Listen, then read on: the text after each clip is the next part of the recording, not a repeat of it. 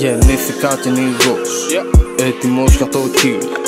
Είμαι ραπεδικός, με ακατέργαστο στυλ.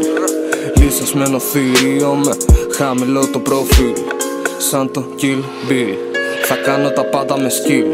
Στο στούντιο όπως ο Μάρλι στη φύση. Στο ραπ έχω κλείσει, με ραπ έχω στήσει. Στο ραπ έχω κρίση, γάμα την κριτική. Και όποιον γουστάρει να πρίξει. Αράζω, καπνίζω, χαζεύω τη δύση. Το μπρο περιμένω για να το κολλήσει. Δεν δέχτηκα πλήση κεφάλου και νιώθω καλά. Μα τον κόσμο τον έχουν γαμίσει.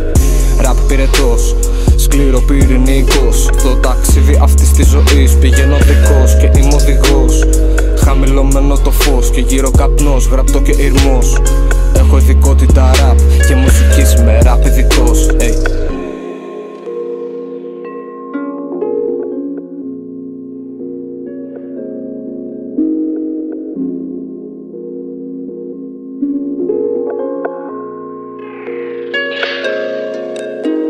Δικάζω MC's, είσαι ένοχος. Έχω το στόμα για όπλε με ένοπλο σκέφτοχος. Πάω για πρώτος, μαν όχι για δεύτερος. Rapping the rap του παρόντος και μέλλοντος στους haters. Κάθομαι πικρός, δεν είμαι ο riff rap ούτε ο Rick.